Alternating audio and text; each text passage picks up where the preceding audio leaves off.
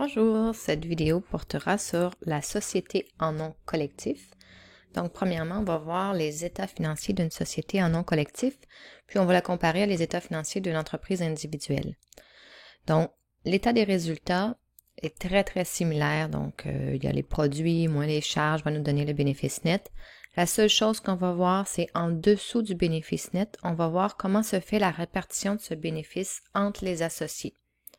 Donc ici, on a une entreprise qui a 25 000 de bénéfices nets et la moitié de ce bénéfice va à l'associé A et l'autre moitié à l'associé B. La répartition pourrait se faire autrement, un quart, un cinquième, il y a beaucoup de façons. Elle fait selon la convention des associés qu'ils ont faite quand ils ont créé l'entreprise. Donc ça, c'est la première chose. Ensuite, quand on va voir l'état des capitaux propres, on va voir les mêmes comptes que l'entreprise individuelle. Capital début, bénéfice net, apport moins retrait va donner le capital fin. Sauf que on va voir une colonne par associé, puis une colonne totale à la toute fin. Donc, chaque associé a son compte capital. Chaque associé a son compte apport. Donc, s'il y a un apport que l'associé A fait, bien, ça va aller dans le compte apport de l'associé A et donc c'est dans sa colonne à lui. S'il y a un retrait qui est fait à l'associé B, ça va apparaître dans la colonne de l'associé B, puis ça va faire diminuer son capital à l'associé B. Donc, ils ont chacun un compte capital respectif qui est augmenté par leur apport respectif, diminué par leur retrait respectif et augmenté par leur part du bénéfice net.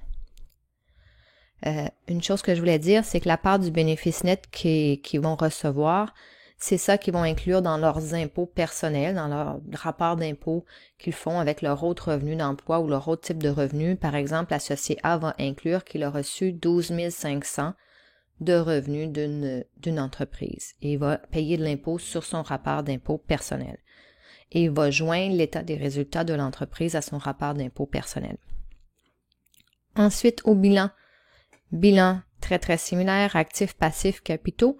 Mais dans la section capitaux, étant donné que chaque associé a son compte capital, on va voir le compte capital de chaque associé.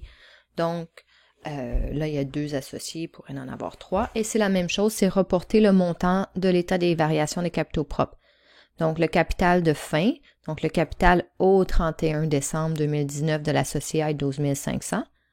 Le bilan est toujours à la date de fin. Donc, c'est la date, le capital fin est reporté pour cet associé-là et pour l'associé, tous les autres associés.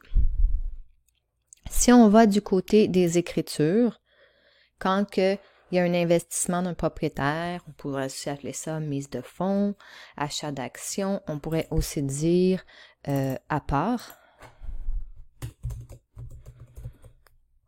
L'écriture, ça va être, s'il fait un apport d'argent, ça va être en caisse ou banque ou un autre actif. Donc, s'il fait un apport d'auto, véhicule ou matériel roulant.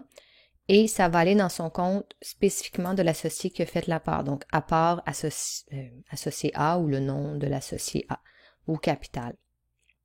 Quand il y a un retrait ou un dividende, c'est plus retrait. Un dividende, ça va être le mot qui est utilisé dans la société par action. Donc, quand il y a de l'argent, quand il y a un retrait dans une société en nom collectif, on va utiliser retrait, le compte de retrait de cet associé-là, et puis le compte en caisse de l'entreprise qui diminue.